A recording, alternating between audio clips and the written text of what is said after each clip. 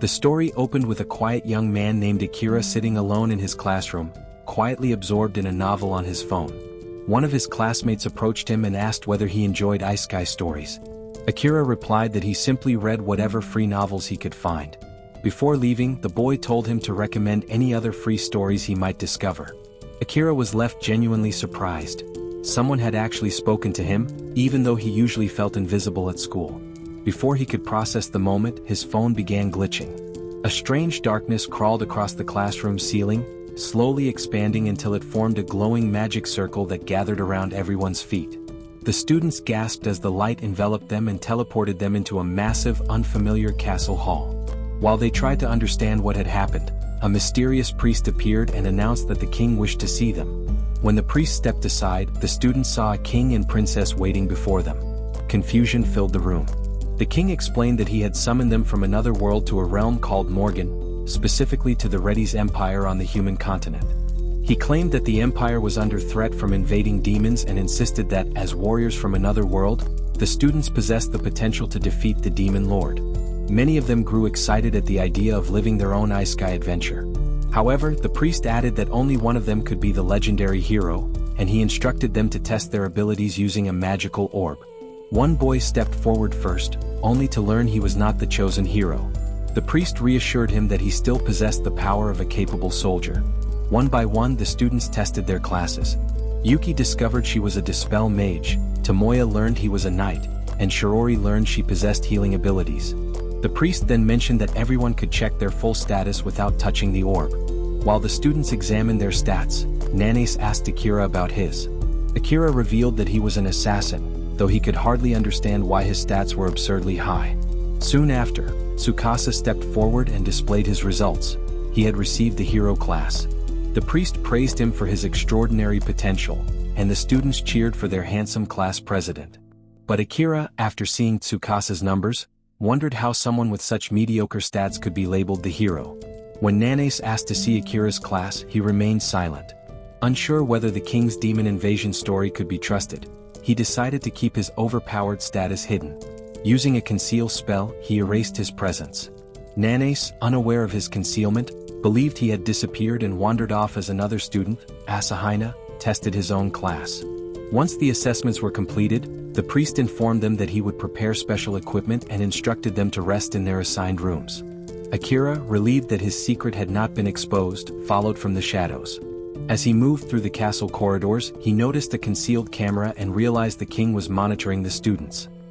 He felt even more certain that the king was suspicious, though he failed to notice a knight quietly observing him from behind. That night, Akira found an abandoned storage room and used it as a temporary hideout. After settling down, he decided to investigate the castle for information. When he stepped outside and saw the unfamiliar cityscape, he finally accepted that he truly was in another world. Testing his new abilities, he leaped between towers, shocked by his own superhuman agility. Voices from a nearby room caught his attention, so he concealed himself and approached.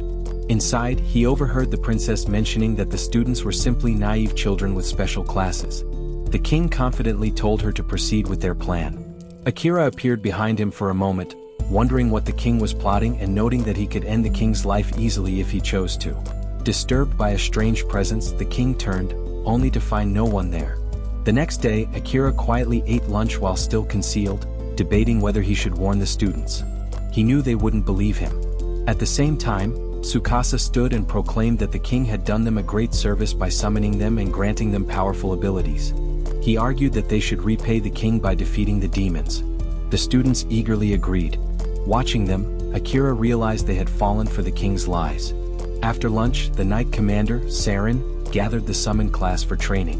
While he boasted about his title as the Empire's last defense, his partner, Jills, reminded him to act humbly. Saren explained that they would undergo a month of special training before challenging monsters in a labyrinth. He promised to teach them, knowing they had no real combat experience.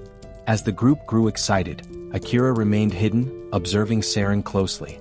When Akira later slipped away, Saren dismissed the students to Jills and followed after him. At a fountain, Saren called out to Akira. Shocked, Akira wondered whether his concealment had worn off, but Saren explained that although Akira's spell worked perfectly, he possessed mystic eyes, heat vision that revealed people by detecting body heat. Akira instinctively reached for a knife, but Saren assured him he wouldn't expose him. Though wary, Akira listened as Saren claimed he had his own reasons for approaching him. He asked Akira to keep their meeting secret, and Akira reluctantly agreed. When they sat down, Akira mentioned that he wanted access to the king's archives in order to learn about the world. Saren asked what level Akira's concealment was, and Akira admitted it was maxed out. The knight was surprised, especially since Akira's other skills were still at level 1. Saren offered to teach him how to train them properly, explaining that the archives held little useful information anyway. Akira felt a surge of hope at the chance to grow stronger, though he still longed to return home. Saren understood, but insisted that Akira first needed power to survive long enough to find a way back. Akira felt guilty receiving free guidance, but Saren told him he could repay him with stories about Earth. When Saren extended his hand, Akira shook it, formally introducing himself. Over time, Saren put Akira through intense training and explained that the world was inhabited not only by humans and demons but also elves and beastmen. He taught Akira that class levels could only be raised by defeating monsters, but skill levels increased through practice. As they trained, Saren became increasingly fascinated by Akira's descriptions of Earth's technology.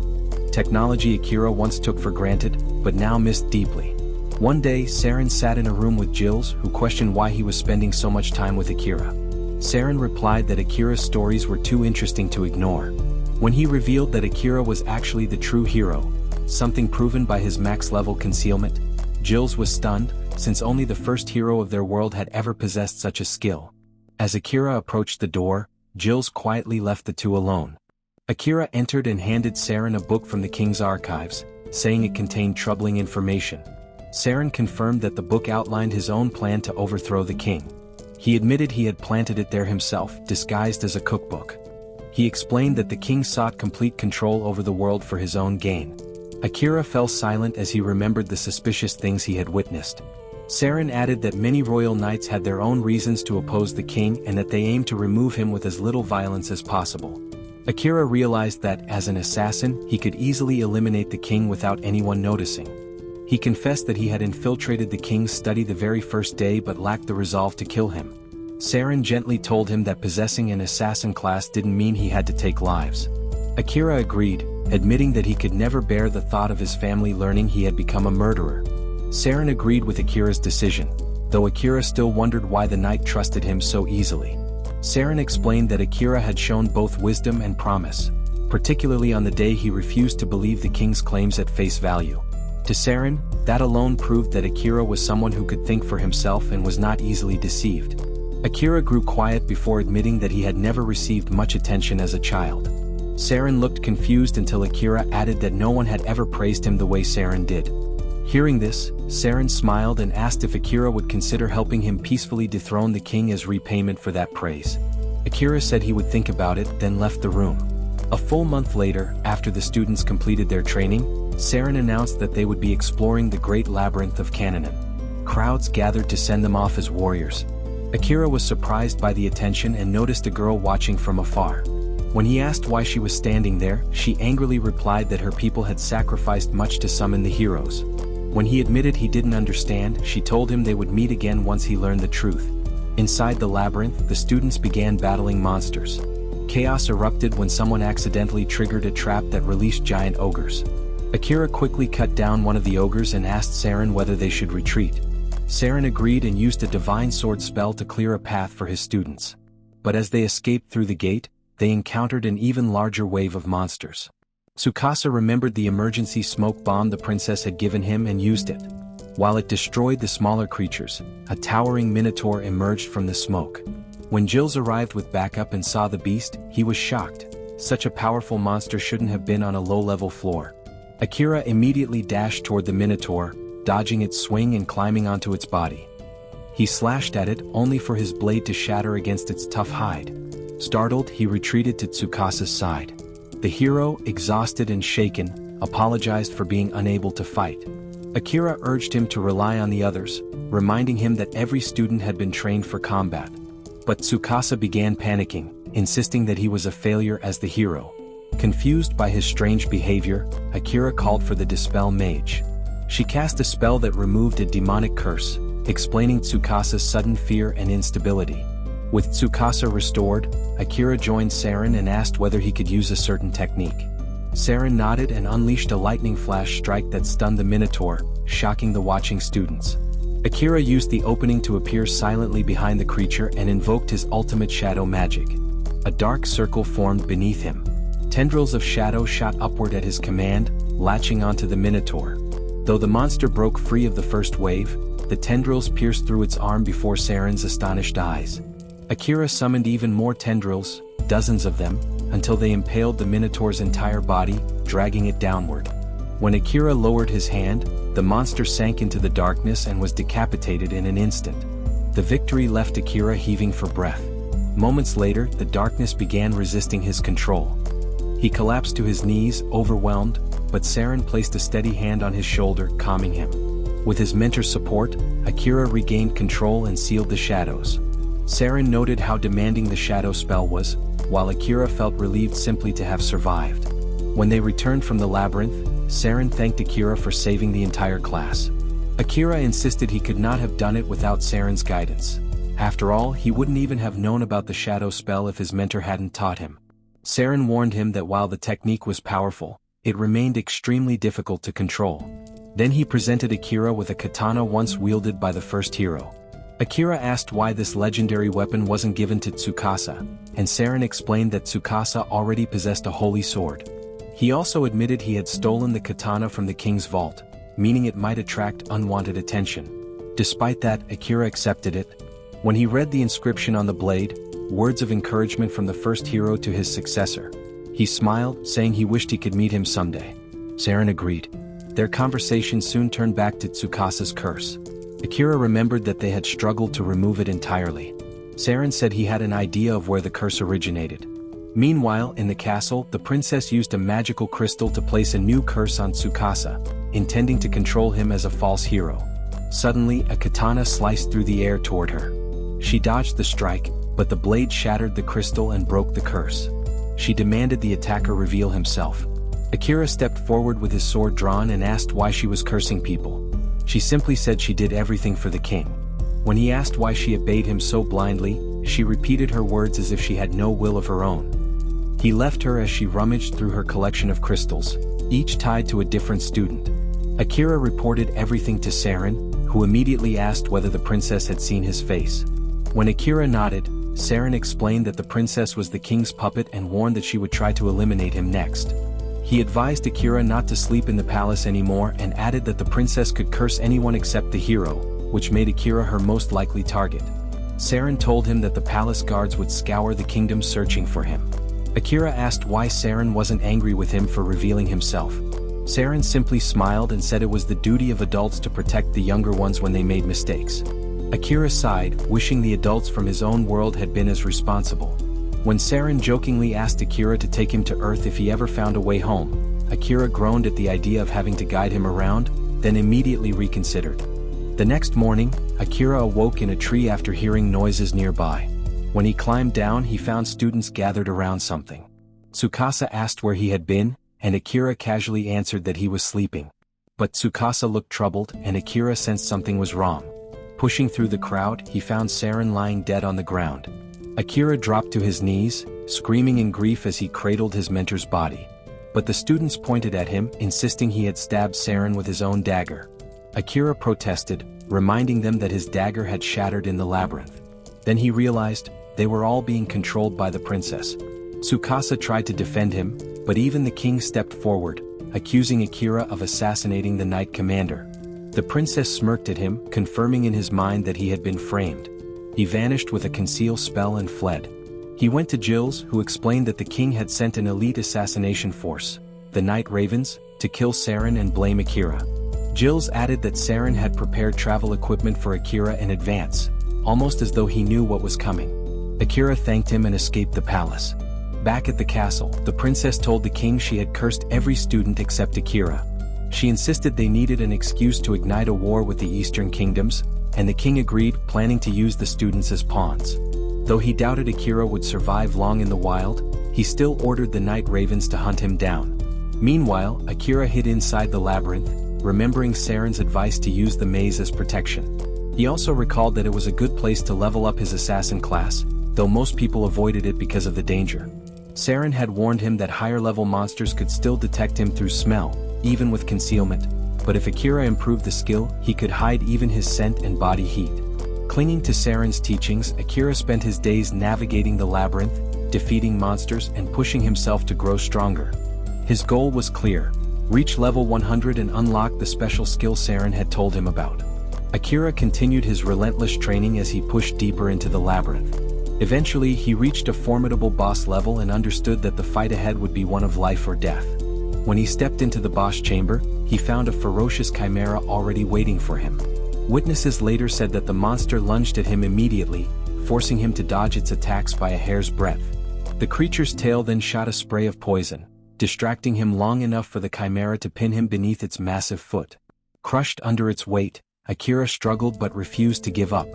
He was determined to avenge his fallen teacher.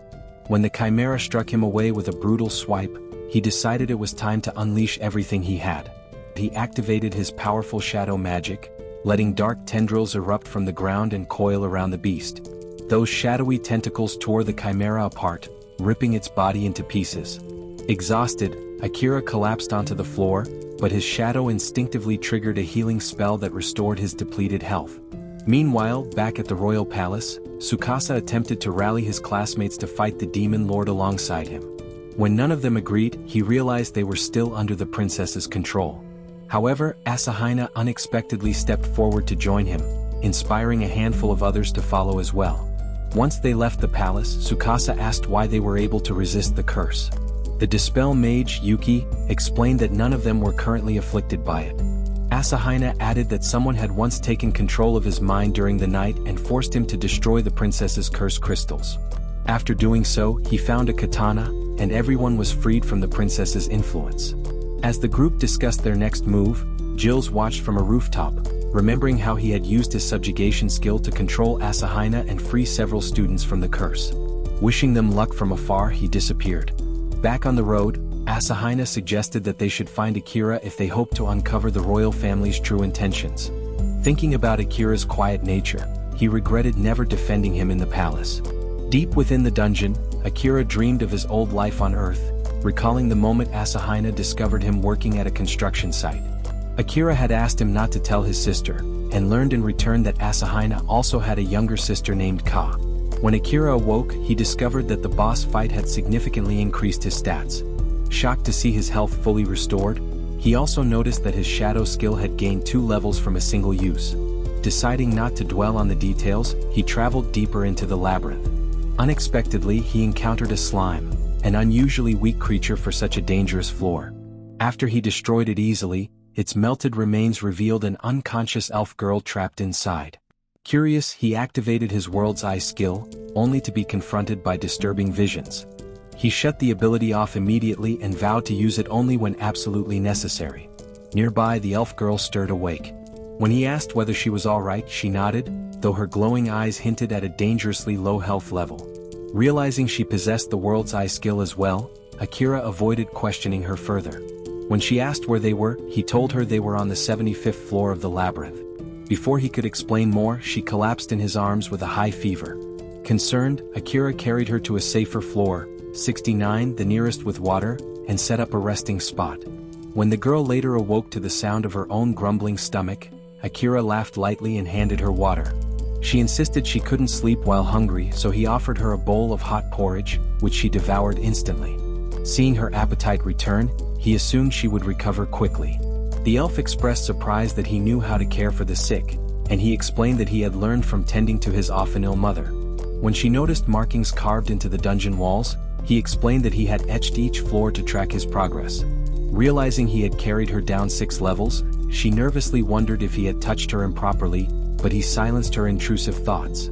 As she settled down again, she revealed that she was of elven royalty. Akira admitted he had already suspected that after using his World's Eye. She confessed that no one had ever treated her with such genuine kindness before. When she finally drifted to sleep, he cast a danger detection spell and rested beside her. Once he was asleep, she turned toward him with a gentle smile, warmed by his compassion. Later, the pair continued deeper into the dungeon, eventually reaching the 80th floor. The elf, now introducing herself as Amelia, fought alongside Akira, prompting him to ask why she remained with him. She explained that her destination lay even deeper below. He urged caution, but she reminded him that while she wasn't a hero, she was still perfectly capable of defending herself. When they entered another boss chamber, a blue dragon fired an energy beam at them. Akira concealed himself while Emilia used a gravity spell to drag the dragon out of the air. Unfortunately, the creature sensed Akira's exposed mana and struck him with its claws. Emilia warned him again to hide his mana, but he admitted he wasn't capable of doing so. As the dragon charged, Akira released a massive shadow hand that stunned the beast. Taking advantage of the opening, he drove his weapon into the dragon's eye, killing it instantly. Emilia stared at him in disbelief, asking how he had cast such a powerful shadow spell. Akira admitted that since he couldn't suppress his mana, he had simply poured everything into one overwhelming attack. She was stunned by his sheer power. Before they could speak further, the dragon's body began to glow. When the light faded, they found a small black cat curled on the ground. Emilia explained that it was a superior creature capable of shapeshifting into a dragon. When Akira asked how she knew that, she confirmed that she had used her world's eye again. When she asked why he refused to use his, he replied that he still couldn't control it. Emilia insisted that he was only rejecting the ability rather than failing to use it. Suddenly, the black cat awoke, embarrassed that it had been defeated by a couple of children. Akira was surprised it could talk, having assumed dungeon monsters lacked intelligence. The cat proudly introduced itself as a superior beast created by the demon lord. Realizing they were dealing with a hopeless narcissist, both Akira and Emilia watched in weary silence as the cat continued boasting endlessly. Akira had drawn his dagger and reminded the black cat that it was too injured to escape. The creature, unfazed, told him to do as he wished but insisted on delivering a final message from the demon lord. According to the cat, the demon lord had invited Akira to a volcano in the demon continent.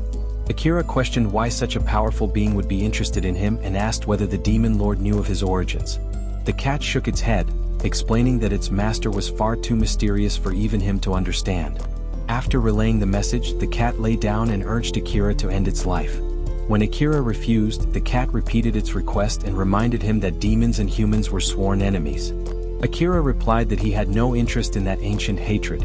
After witnessing the human king's corruption, he suspected that the conflict between the races was not as simple as it seemed. Emilia then reminded him that unless he defeated the dungeon boss, the exit door would remain sealed. The cat grew impatient and asked why Akira was hesitating. Akira admitted that he simply loved cats, leaving the proud creature speechless. Though thrilled by the idea of having a talking cat as a companion, Akira was warned by the creature that they would starve to death if they remained on the sealed floor. Unsure whether any alternative existed, Akira asked Emilia if there was another way to progress. She revealed one solution. If Akira could form a familiar contract with the cat, the dungeon would no longer recognize it as a boss, and the door would automatically unlock. The cat scoffed, claiming Akira surely lacked the magical control required to perform a blood pact. Emilia disagreed, pointing out that Akira had just executed a highly advanced shadow spell with perfect precision. When Akira asked what would happen if he failed, Emilia admitted that both he and the cat could die. Despite the risk, Akira agreed to attempt the ritual. The cat consented, unconcerned whether it lived or died, and its indifference irritated Akira. When he questioned the creature's apathy, the cat replied that it had simply lived far too long. Following Emilia's instructions, Akira began by naming the creature. After a moment's thought, he chose the name Night, inspired by its dark fur. The name left the cat uncharacteristically silent. Akira then took Night's paw, initiating the ritual as Emilia watched anxiously. A gentle field of mana enveloped Akira, transporting him into a vast, dark sea. The scene abruptly shifted, and he found himself in a burning city where Night, now enormous and monstrous, roared atop a rooftop. The creature demolished a nearby building, burying innocent people beneath the rubble. Angered, Akira demanded it stop, but Night turned on him with deadly intent. Though Akira blocked the blow, the attack still wounded him. The beast growled that Akira must kill him now or be destroyed entirely. Night launched another attack. Akira dodged, only to be struck across the face and sent flying.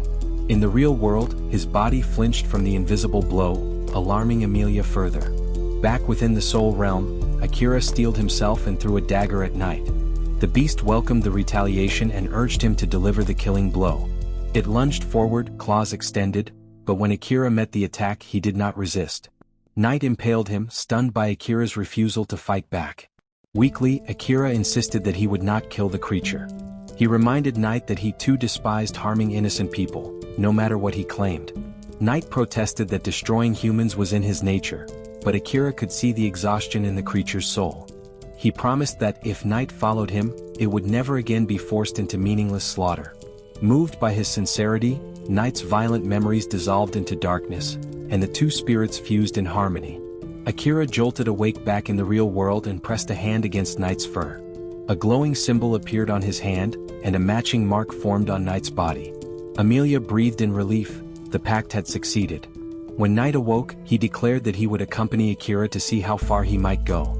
Akira introduced himself as Knight's new master, and the proud creature accepted both the bond and its new name. Amelia greeted Knight as well, and the cat acknowledged her as his master's companion. Moments later, the entire floor glowed as a magic circle formed. Knight explained that, since he was no longer the dungeon boss, the labyrinth had created an exit. Akira refused to leave immediately, insisting that Knight rest until he recovered. Pleased by the decision, Amelia settled in cheerfully and suggested they all talk for a while to get to know one another better. Meanwhile, outside the dungeon, Tsukasa and his group reached the city of Yamato, founded centuries earlier by the world's first hero. The town's traditional Japanese architecture amazed the group, and they eagerly explored its unique culture. After dressing in elegant kimonos, they gathered to enjoy a meal. Once everyone was settled, Tsukasa reminded them of their mission. Their funds were dwindling, so one member suggested joining the Adventurers Guild to accept quests. Tsukasa also ordered the group to gather books so they could research the world more thoroughly. When asked whether returning home was possible, he speculated that their best chance lay in defeating the Demon Lord, since the king who summoned them likely knew the method to send them back. Shori pointed out that their remaining classmates were still in the palace, so they would eventually need to return and negotiate. Tsukasa agreed, stating they would head toward the demon continent only after preparing adequately. However, Asahina advised that they remain in Yamato a bit longer. His intuition skill had warned him that Akira had grown far stronger than any of them, meaning they needed to find him and gain his help before moving forward. The students sided with Asahina, although Disaku continued to harbor suspicions that Akira had assassinated Saren.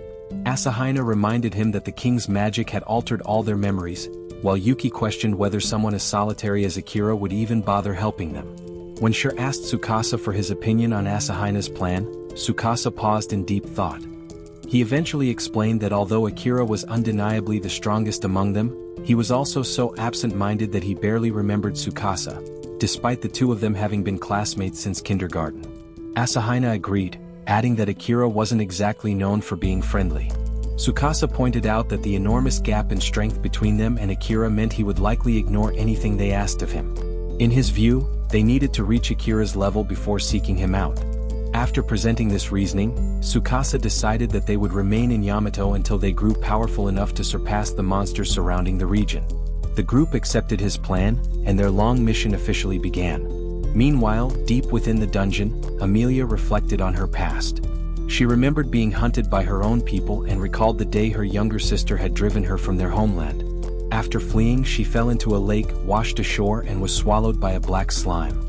When Knight asked how she managed to survive a creature that normally digested its prey, Amelia admitted she didn't know. She was simply grateful to still be alive. Akira suggested she try returning home, but Amelia feared no one would welcome her back. Seeing her uncertainty, Akira gently proposed that her sister might be willing to listen, despite their strained relationship.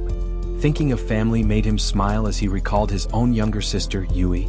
He remembered buying her a new phone after she cracked her old one. Yui had felt guilty that he worked so hard for her, but their mother encouraged her to accept the gift, reminding her of how dearly Akira loved her. Reliving the memory, Akira let out a soft sigh as he finished the story. Curious, Knight asked whether Akira wished to return home to see his family, and Akira nodded. However, he confessed that he could not go back yet. There was something he needed to accomplish in this world. He explained that in his previous life he had always been a loner, unnoticed by others. Gaining the Ice Gate ability made the concealment skill feel natural, yet Captain Saren had somehow seen through it. Saren had been the first to truly notice him and had taught him how to survive in this foreign land.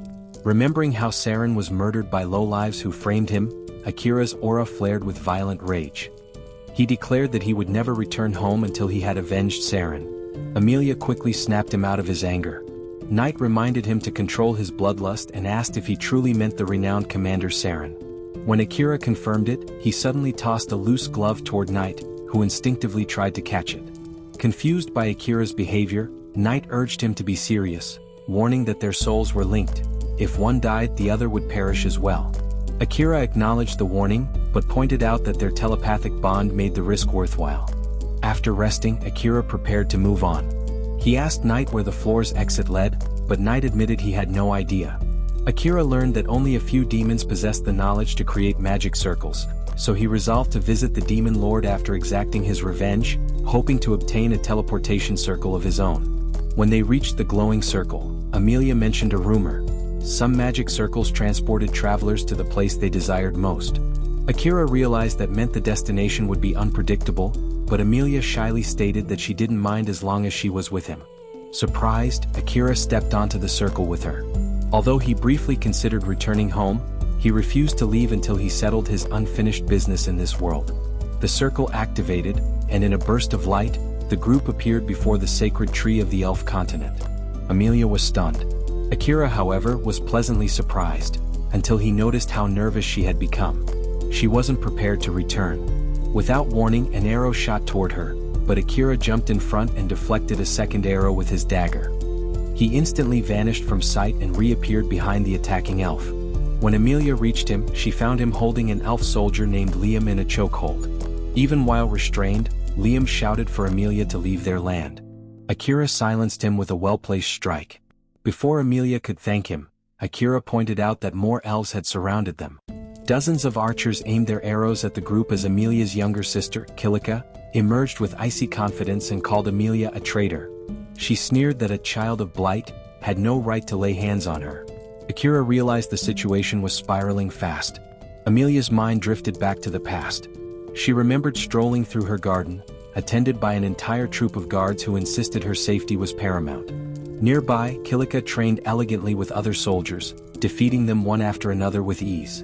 A guard reminded Amelia that despite her sister's brilliance, Amelia, being the eldest, was destined to inherit the crown. Later, Liam privately begged Amelia to break off their engagement, but she explained that only her father could approve such a decision. Kilika suddenly appeared and accused Amelia of being a cursed child of Blight, claiming that Liam wanted nothing to do with her. That same night, Kilika rallied the soldiers, branding Amelia a traitor who sought the throne despite her cursed status. Liam declared that no child of Blight deserved to rule, and the elves raised their bows against her, just as they were doing now. Back in the present, Kilika coldly announced that Amelia had no right to return home. Akira stepped forward with a calm, steady smile and asked what proof Kilika had to call her sister a criminal. In response, Kilika revealed her purple-stained arm and accused Amelia of deliberately poisoning her while pretending to offer a healing potion. Amelia insisted that she had given her a normal potion, but Kilika dismissed her words as lies. As Amelia fell silent, Kilika approached Akira, expressing her satisfaction that he had brought what she called the traitor back to her. Once close enough, she activated one of her skills. Amelia immediately realized her sister's intent and warned Akira to close his eyes, but it was already too late. Kilika had used her mesmerize ability to try to take control of Akira's heart, effectively attempting to steal Amelia's only friend from her. Amelia firmly demanded that Kilika undo the spell and apologize, insisting that Akira deserved the right to choose for himself. This infuriated Kilika, as it was the first time her elder sister had dared to confront her. However, Akira calmly assured both sisters that he was fine, explaining that Kilika's mind control had no effect on him. Surprised and frustrated, Kilika questioned why her spell had failed, only for Knight to point out that she was simply too weak to dominate Akira. Kilika could scarcely believe that Akira might be stronger than her, but he had already grown tired of her arrogance. He ordered her to clear Amelia's name of all false accusations, asserting that his friend would never stoop to underhanded tricks. Enraged, Kilika commanded her soldiers to take aim at him. Prepared for battle, Akira began summoning shadows, but the Elf King suddenly intervened, halting the soldiers. The king questioned Kilika's actions, prompting one elf to start explaining that Amelia had returned, only to be silenced by the king's commanding presence. Kilika, caught off guard by her father's unexpected early return, shrank back in fear as her soldiers tried to blame Amelia for the situation. The king saw through their deception immediately, recognizing Kilika's manipulation, and told her to await her punishment before approaching Amelia. He apologized to his elder daughter for Kilika's behavior and promised to discipline her. Turning to Akira, the king ordered him to leave the kingdom. Amelia tried to intercede, reminding her father that Akira had saved her and brought her home, but the king insisted that non-elves were forbidden to remain in their land. Resolute, Amelia chose to accompany Akira anyway, prompting the king to rage at her defiance, declaring that she had a duty to be the future ruler of the elf race. Akira stepped in, arguing that Amelia deserved the freedom to make her own choices. The king warned him to stay out of their affairs, but Akira calmly reminded him that he was under no obligation to obey. He even threatened that he would subdue the king if he continued to pressure Amelia. Recognizing Akira's strength after hearing of Liam's defeat, the king decided to resolve the matter through a duel, though he appointed Kilika to fight in his place, explaining that elven tradition required it to take place beneath the holy tree. As they walked toward the tree, Akira asked Amelia about the term child of blight. She explained that elven superstition held that when twins were born, the child who differed from their parents could bring calamity to their race. Knight dismissed such tales as baseless rumors. Akira realized that Kilika had been exploiting Amelia's unique eye and hair color to turn the elves against her. He reassured Amelia that her differences were beautiful. Upon reaching the holy tree, Akira decided not to conceal himself, wanting all the elves to witness the battle. Amelia warned him that Kilika was the elves' strongest swordsman. Acknowledging the praise Amelia had for her sister, Akira turned to face Kilika. The elf king commanded Kilika to prepare, and she drew her sword against him. Akira, deliberately leaving his sword sheathed, amused and annoyed her. He thanked Amelia for standing up for him and promised to free her from the restrictions of her people. As the fight began, Kilika launched a flurry of rapid strikes, all of which Akira easily avoided. He recognized her skill but moved effortlessly through her attacks, dodging one and pushing her back in an instant. Knight observed that his master had the upper hand. Akira urged her to give up, further enraging Kilika, who then charged a wind-infused attack toward him. He dodged, noting the elf's ability to use buff magic, a fact Amelia confirmed as Kilika's original spell. Despite her attacks, Akira noticed sadness in her eyes. She denied it and continued fighting. Akira maneuvered beneath her strikes, sweeping her off her feet and placing his sword to her neck. Still, she refused to yield, insisting that Amelia had taken everything from her. The energy from her attacks spilled over into the spectators, prompting Akira to instruct Knight to protect Amelia. Kilika recalled her childhood, remembering how the king had chosen Amelia as his successor because of her legendary spirit medium ability, leaving her behind. Overwhelmed by these memories, she went berserk. At that moment, Liam provided Amelia with a magical item that allowed her to summon a purifying energy from the holy tree. The energy neutralized Kilika's mind control over the elf soldiers. Realizing her spell was failing, Kilika cried and blamed her sister, launching one last powerful attack at Akira. He summoned shadow hands to absorb her energy, redirecting it toward himself while maintaining control. After subduing Kilika, Akira approached her and explained that a talented girl like her would never be ignored. Kilika scoffed, believing she was weak, but Akira revealed that Liam had never been under her control in the first place. Amelia then explained the full situation to her sister, and the king arrived, apologizing for neglecting Kilika. He confessed that he had erased her painful memories and was now restoring them. Kilika recalled her efforts to train and grow stronger, the tragedy of Liam's death, and how she had unknowingly been manipulated by a shady figure with powerful monsters. Amelia had revived Liam using her spirit medium magic, hiding the truth from Kilika to prevent further anguish. The king admitted that in trying to protect Kilika, he had inadvertently isolated and hurt her, but now she was strong enough to face the truth. Akira realized he had been a tool to awaken Kilika's strength and deliver the truth. Liam apologized to Kilika for pretending to be hypnotized, explaining that he had only sought to prevent her hatred from growing. The king further clarified that Liam had been fused with a leaf from the sacred tree, making him immune to Kilika's control. Amelia comforted her sister, praising her enduring kindness and effort. Kilika, moved, burst into tears and embraced Amelia, while the others rushed to assist with her injuries. Akira observed as Kilika became the center of attention, noting Liam's confession amidst the chaos. Once peace was restored, the king offered a welcome celebration for Akira, who inquired whether Amelia was free to leave. The king nodded and then asked where Akira planned to go next. Akira explained that he planned to explore the beast folk continent, as Knight had mentioned that the region was known for its high-quality weapons. Meanwhile, elsewhere at sea, Asahina and the others had decided to set off on their own, growing impatient while waiting for Akira. Their group intended to reach the Beastfolk continent to upgrade their weapons. Back in the Elven Forest, Kilika wished her sister good luck before departing. Akira also bid farewell to Liam, who reminded him to take care of Amelia.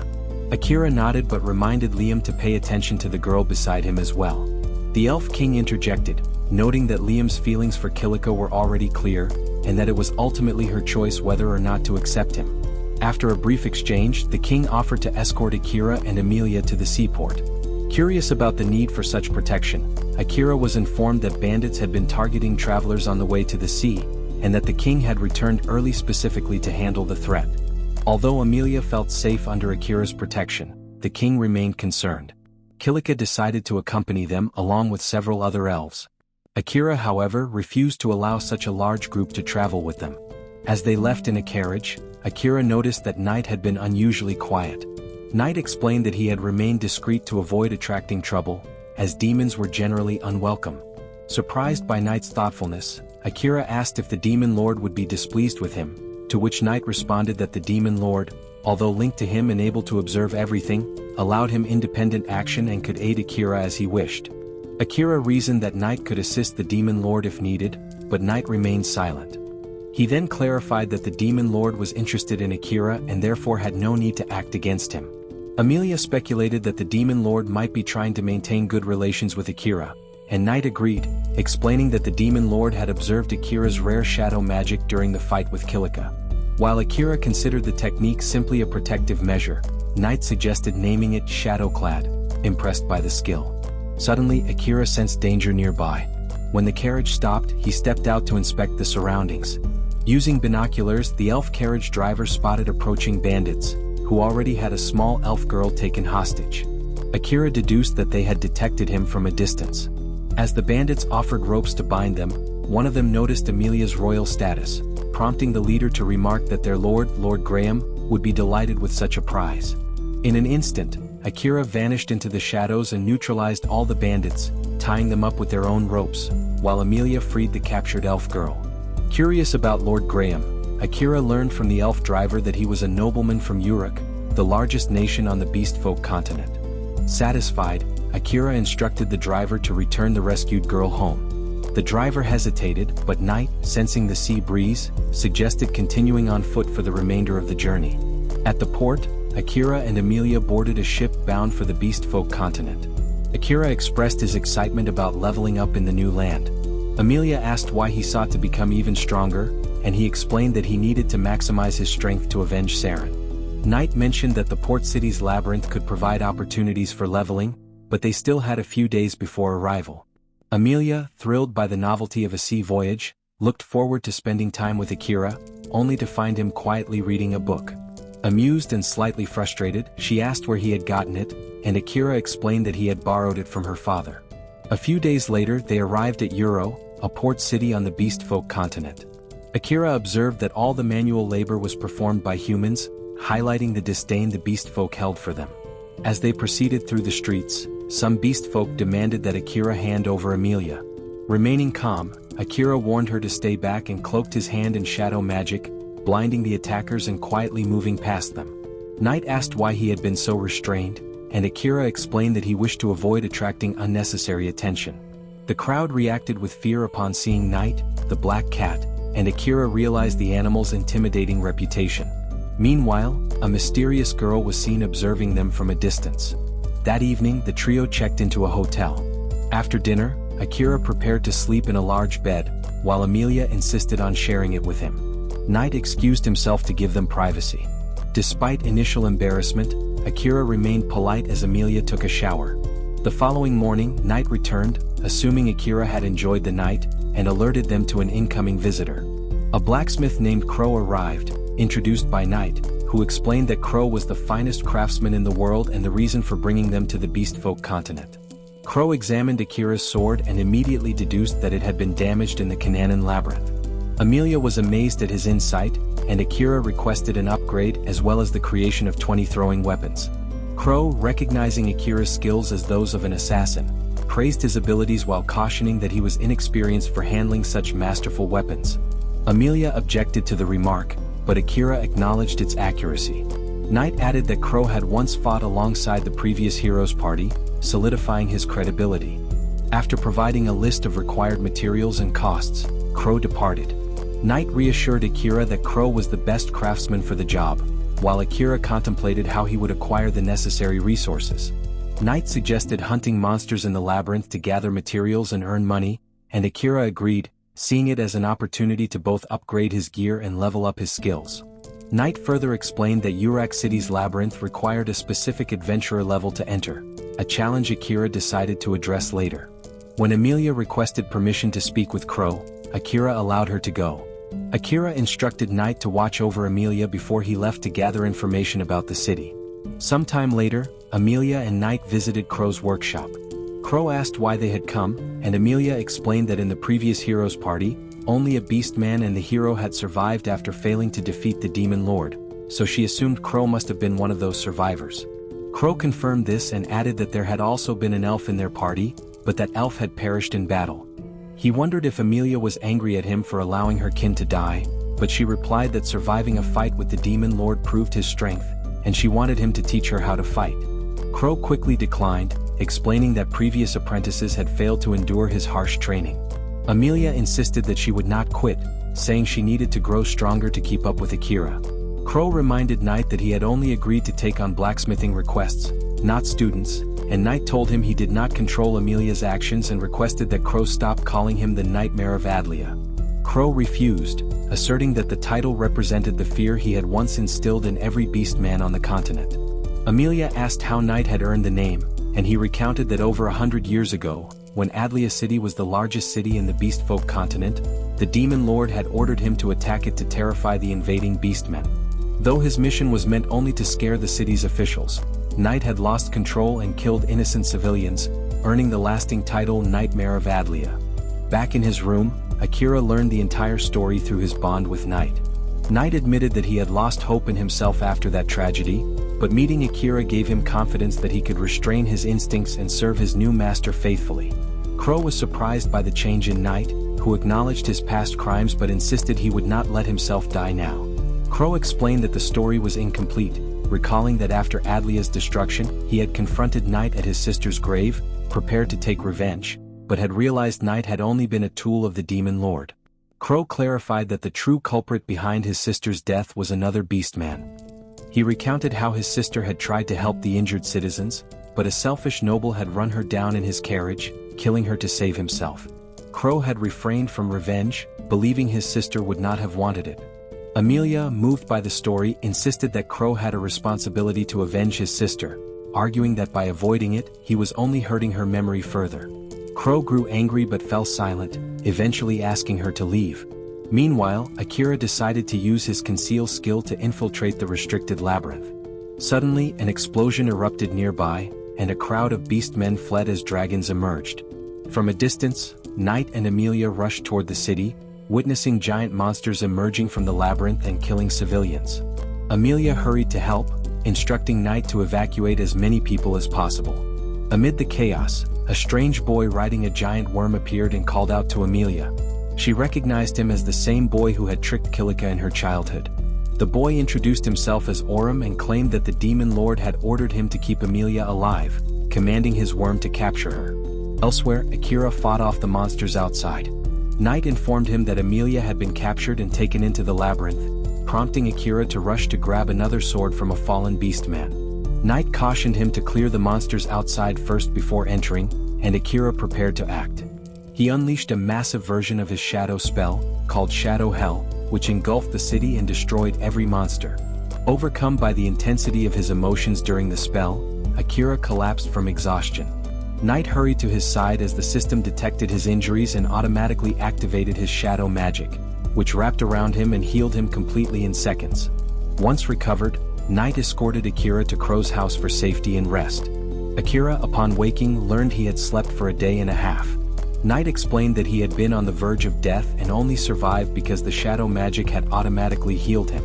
Although Knight was suspicious of this mysterious ability, Akira said he himself did not fully understand it and decided to focus on the task at hand. After thanking Crow for the safe place, Akira prepared to leave to rescue Amelia. Crow warned him that he had no way to track her, but Akira remained determined and set out regardless. Crow pointed to a finished sword, noting that Akira had not even noticed it. Akira took the dual swords, which Crow said suited his assassin style, and was told to pay for materials later. Crow also presented him with a ring from the second or third hero, inscribed with "I'll lead you everywhere," explaining that it could locate the exact position of anything the user sought. Akira immediately used it to locate Amelia, discovering her in the Brood Labyrinth. Crow was puzzled that she had not yet entered demon territory, but Akira, resolved, set out with Knight to rescue her. Knight pleaded with him to stop acting recklessly, but Akira pressed on, determined to bring Amelia back at any cost. Akira apologized for putting Knight's life in danger, but Knight reminded him that he needed to take care of himself as well. Meanwhile, deep inside the labyrinth, Amelia sat silently while Aurum watched her with satisfaction, confident in his mastery of monster control magic. He explained that, although his spell could not fully dominate humans or elves, it could immobilize them. As Aurum's bug continued to bother her, Amelia asked why he was doing this. Surprised that she could still speak, Aurum explained that only second-grade demons could use teleportation circles.